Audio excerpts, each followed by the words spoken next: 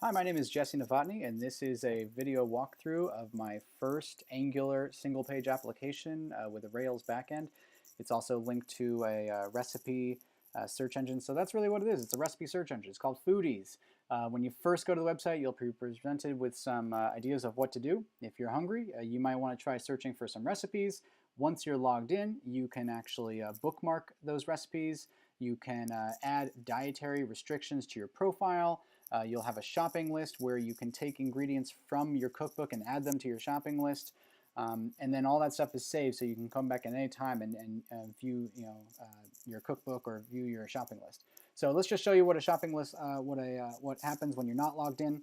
Let's say you want to look for something called maybe chicken, not chicken, chicken.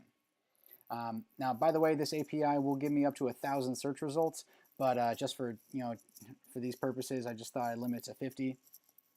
So here we got a deviled chicken under a brick, and these are all the ingredients right down here. Let's see, we got some pagination going on here, page 2 of 5, 3, 4 of 5. And anytime I go on one of here, if I'm not logged in, it will prompt me to sign up or log in to bookmark this recipe. Now I can log in or register here, but if I go back to the search page, this will still be here the way it was, and I can click here and it'll take me right to the registration page. But I'm already logged, I already have an account, so I'm going to go ahead and click that and then log in with my saved information. Successfully logged in as Jesse. Thanks. It says welcome Jesse right there. Fantastic. So now that my search results are still here, I'm going to go try another search and maybe search for some tofu. And as you know, this already says remove from cookbook, because when I click on a search result, it automatically knows that this recipe is already in my cookbook. And look, there it is. Creamy tofu sauce for sweet potatoes and konnyaku. So that's kind of cool. Or I can go back to my cookbook and I can search any one of these recipes. I can remove a recipe by clicking that button and it automatically changes my cookbook. Or I can add it again if that was a mistake and it goes right back. And these are in alphabetical order. Now if I want to just, maybe I've got a bunch of recipes and say I want to get rid of a bunch of them at once, I can just click on each one of these. But if I click on that and then that was a mistake, I can go back to it. So when I do click on those, every time I click on one of those X's, it will display that recipe. So that way, if you accidentally click that by accident, like, hey, I didn't want to delete that tofu burger, it's right there again, so you can go ahead and add it again. So that's pretty nifty. Now that I'm logged in, I might as well just show you how these the dietary restrictions work. Let's say that you have you're dairy-free, or you're looking for low sugar, or perhaps even pescatarian.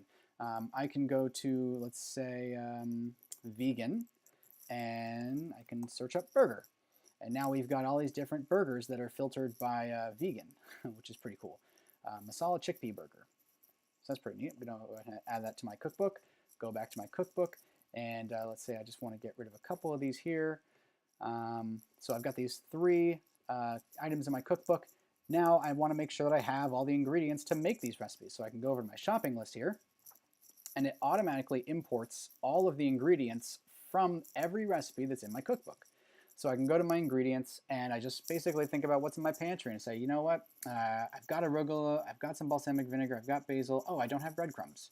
Boom, there, now it's on my shopping list.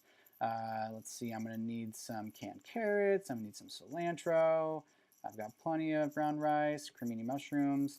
And so once they're in my shopping list, as you'll notice that these buttons are dynamic, so they change from a plus sign to a minus sign. And here we've got the X sign to just completely get rid of it. We can also just click on the item itself and it just crosses it off. But when I do click on cremini mushrooms, if I click on it here, it removes it from there. And if I click on it here, it changes that minus to a plus sign. So that's pretty much the gist of what my app does. You can add multiple dietary restrictions, but I would warn you that if you add too many dietary restrictions, you may start searching for things and get 0 search results because there are very few things that are like, say, paleo and vegetarian. So just give you a heads up, you can also just check these off. And one of the nice features I liked was that anytime you add a dietary restriction, that dietary restriction is now disappearing from the list of available restrictions. And once I click X on here on dietary dairy free, it appears again under the dietary restrictions. So I hope that that was informative. I hope that that you're impressed with this. The last thing I want to show you actually is that it is mobile responsive. So I can actually search here, and I do have a navigation bar, so I can go to my cookbook.